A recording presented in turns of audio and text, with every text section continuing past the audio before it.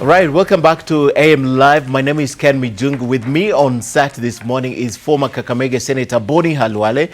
We have Tongaren Member of Parliament Eseli Simiyu and the Senator for the County of Kiambu, Kimani Wamatangi. They're joining me shortly to speak about the issues that are characterizing our politics. But first, breaking news into the newsroom this morning is that Governor Mike Mbuvi Sonko has lifted the ban that locked out the PSVs from accessing the capital.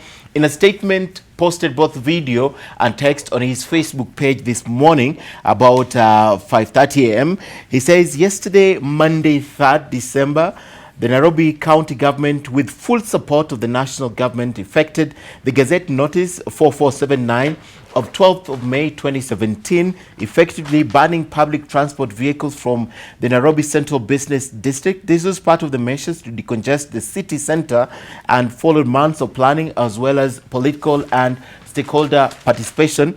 However, I have noted with deep concern the plight of Nairobi residents as a result of the ban and hereby announce that the full implementation of this directive has been suspended with immediate effect. This is to facilitate further consultation with all affected parties in order to find a lasting solution to the problem of vehicle congestion in the capital. So the ban has been lifted. No worries. You will get to the capital today. You not have to walk from all that distance that you had to walk yesterday. All right, let's come back to studio and talk about people and politics now. And let me begin this discussion with a story on the front page of the Star.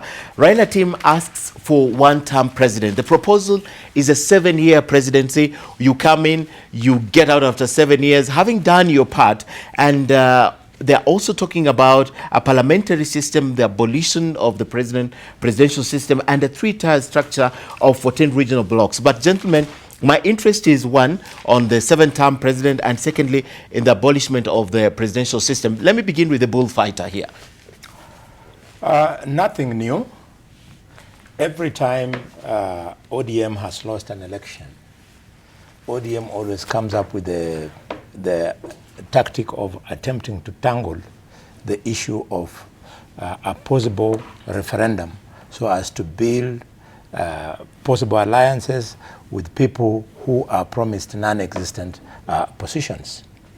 People should remember that in 2017, Honorable Wetangula and Mudavadi were in that coalition of NASA, hoping that soon after the election we win, the Constitution will be amended to create positions for them. So they stuck in there. Similarly, in 2013, Honorable Wetangula stuck in court because he knew that beyond president and deputy president for Kalonzo and Raila, he would get something after the election, after the amendment of the Constitution. And so on and so forth. Even in 2007, the Pentagon had hoped that the people who are not going to get obvious things would again benefit through an amendment. So this is nothing new. However, if it is true what the papers are writing, then this is a very dangerous thing. I don't know why ODM is obsessed about positions. Can they live with the fact that you can be out of parliament and still practice politics? I am a living example. I'm out of parliament. Raila is a living example. He's out of parliament. Mudavadi is out of parliament. But we are practicing politics. How you can burden taxpayers with a 3-tier system where they are promising that you must have a premier with his deputy. Then you create another level of 14 regional governments where you will have a regional premier and his deputy with 14 regional assemblies, and then go on and have 47 county heads with 47 deputies and 47 county assemblies. That would be a total waste of the devolved funds. Let's give them credit that they want 45% to go to the devolved units. But at the end of the day, they are now going further and proposing that 13.5 of that 45% should go to the regional and 26 goes to the counties. Which is still higher than what they're getting currently. Exactly. And, yes. and now what that means is that all these monies will be spent on emoluments, recurrent expenditure. There will be no money, reasonable amounts available for development. What we should be doing, if we want to expand the levels of devolution in the current structure, then we should not devolve further upwards. What they are doing is they want to devolve from county governments to go upwards to the general government. Instead, we should devolve downwards to the wards. This would then mean that if we raise it to 45%, then the 45% that is available would now make money to be spent at the current county headquarters, and then eventually money will be available to go to the wards. We should devolve downwards and not upwards, and therefore I oppose. Mheshimiwa Eseli, at least they have maintained the real reason why we went for the devolved governments, to decentralize power from the top. So that has been maintained. And remember, Boni Khalwale is saying nothing new, but this has been presented before the Building Bridges initiative, which is a new creation. Yeah, and I hope the Building Bridges team have the capacity to really analyze these things properly. To me, I still argue that yes, we have a problem in Kenya, but we need to identify the actual problem before we get the solutions. Otherwise, you end up with a situation where you are putting elastoplast on a deep wound. That will not help. Because what is the real problem we have? The electoral system in this country is terrible. First past the post. It has led to violence within constituencies.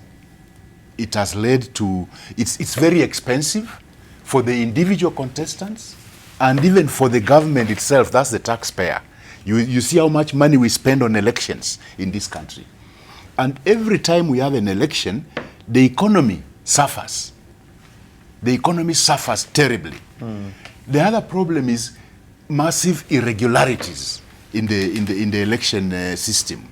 So what is the problem? The problem is the electoral system. The method that we use to elect our representatives. Is it the electoral system or the people? No, it's the electoral system. Okay. I'm trying to explain this. Okay. It doesn't matter whether you're a parliamentary system, presidential system, unless you sort out the electoral system, the electoral method, we are still in trouble. What we have is what you call first past the post. First past the post appears to be a dangerous system for us. We need to go to proportional representation. Proportional representation, you are then not voting for these individuals. They are not running up and down campaigning for themselves. That will reduce the expense on the individual candidates. It will reduce the expense on the taxpayer generally. The election will be cheaper, much, much cheaper, because you are voting for a party. Yes. Then seats will be allocated depending on the number of votes garnered. You see, that now means that every vote counts. Not like now, where any contestant who lost, those votes don't count anymore. So then every vote doesn't count. That's not democracy. What I'm saying is, we need to give it more deeper thought. What is the problem with our electoral system? Why do we have these troubles all the time? So what can be the solutions? So I'm offering one solution, is proportional representation. That would be a solution. It will reduce the cost, it will reduce the violence, it will reduce the irregularities. Because when IEBC is conducting 6 elections at a go, chances of irregularities are very high. Chances of irregularities are very high. But if you're conducting one election, then that's much easier. So we need to relook at it. And then when ODM says or talks of 14 regions, can they think deeper? Because Kenya's problem is ethnicity. Is a big problem. In fact, devolution was supposed to reduce the pressure that was causing ethnicity. So when you try to lump them together again, you might find that that ethnicity now is just transferred to the regions. So like you'll find that the only almost homogeneous regions, therefore, will be parts of Rift Valley, parts of Nyanza, and parts of Central. So that will not really reduce the ethnicity problem that we have. Okay. So one of the problems that the devolution to counties was sorting out was the ethnicity. You try to reduce that burden of ethnicity. Okay. So when you talk of 14 regions, are you really wanting to reduce that burden of ethnicity, or what are you trying to do? So I would encourage ODM to think more deeply. Okay. Whether you have 7 years for presidency or two terms of 5 years each might not be the real issue. Okay. The issue is our electoral system. Is it suitable to our circumstances? Given that even from the last election of last year, the economy has not recovered up to now. Okay. Yeah. Okay. Senator. Yes. Yes. See, Ken, I was looking through all those proposals made by the party of the orange, and you know, if you first think back as to how long did it take us in the first place to arrive at a consensus in 2010 in drafting, redrafting, harmonizing, and agreeing on the key issues in the constitution that we have now. And remember, Ken, it is on record, we took more than 20 years, more than actually 25 to be precise, to agree on all these issues. And one of the interesting things about these proposals is that it touches on each of the key disputed issues before. You know, for example, if you just take one like on representation.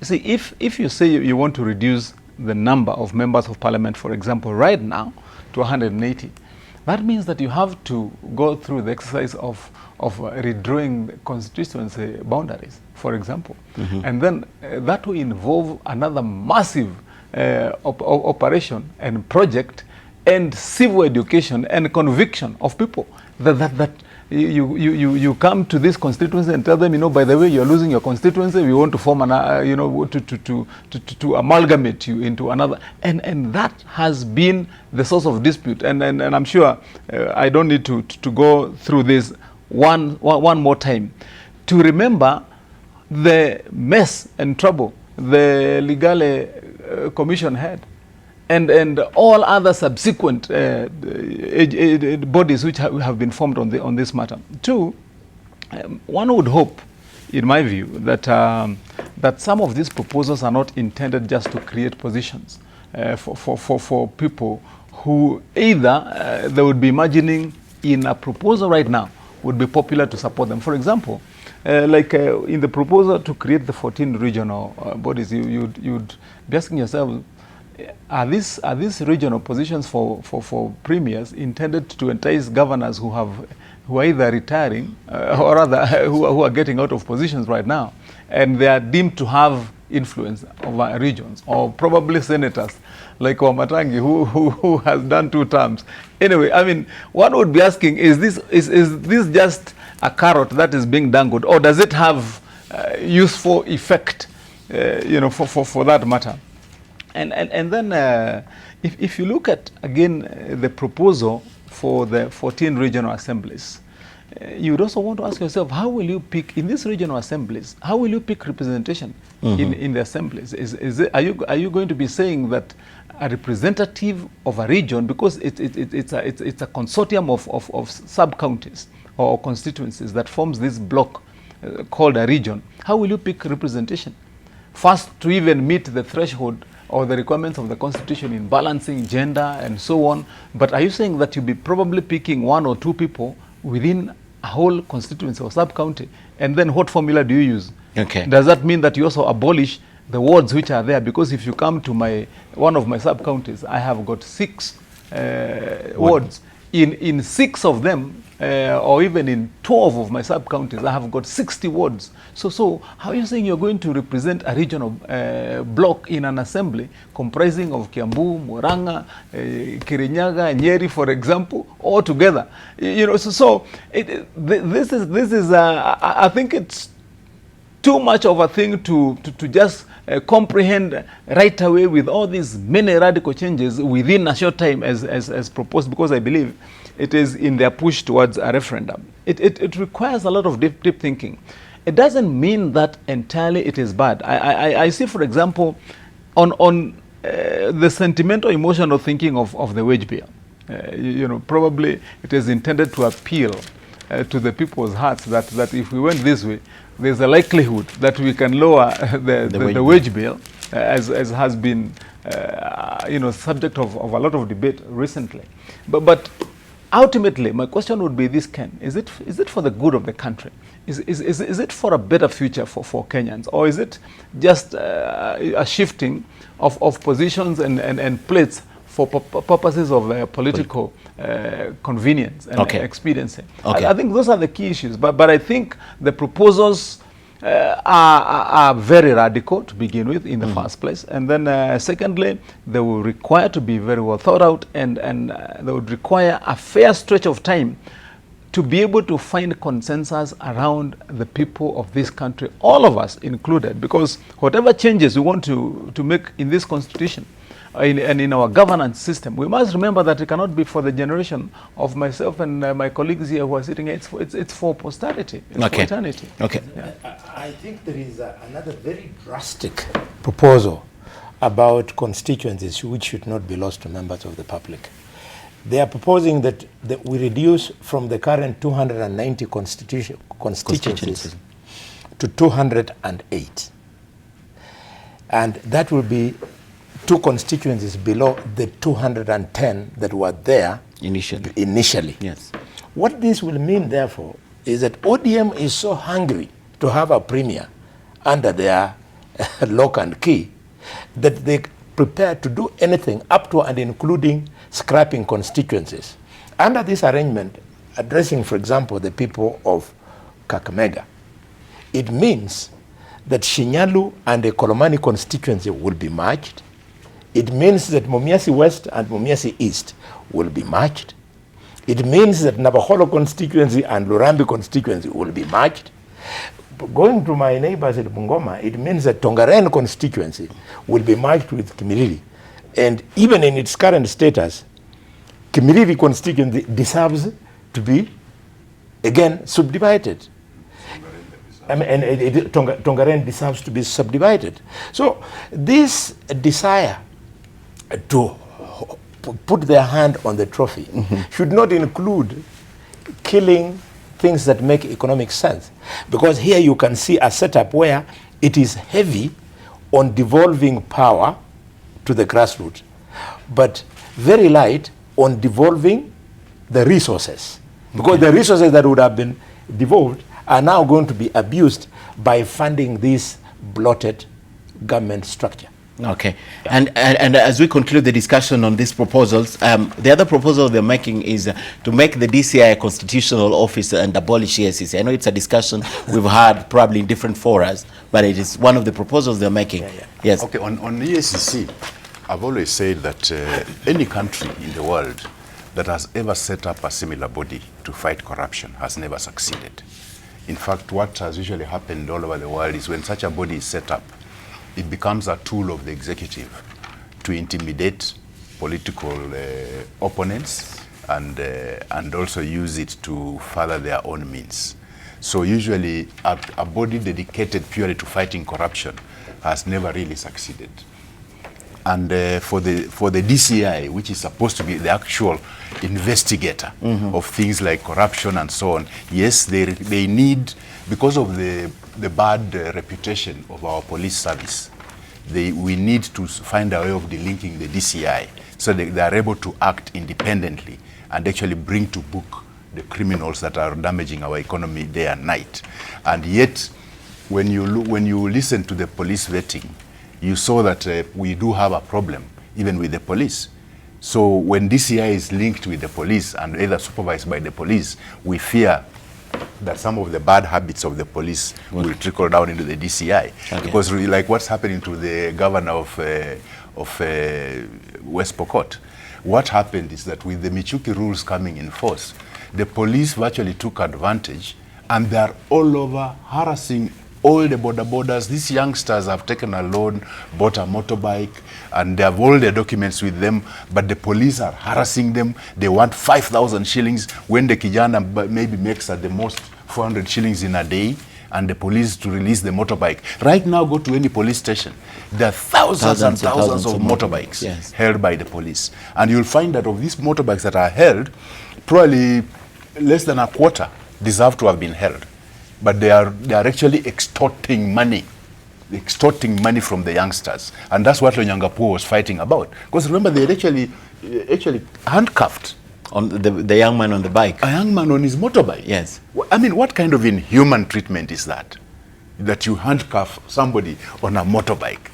I think that's what sparked Lonyangapuo's temper. So that's why I would agree with the idea of delinking the DCI from the regular police. Because remember, even now there is an argument that the DCI officers should be subordinate to the uniformed commanders, that they should report to the uniformed commanders, and that's already causing some jitteriness in the DCI. So there I might agree to an extent with what ODM is saying. Okay. Yeah. You know, Ken, probably doing a reality check of where we are as a country, and I would be asking myself, if you look at our scorecard against, for example, corruption or crime, organized crime for that matter, and specifically economic crimes in this country, but then you would be asking yourself, how do we deal with it,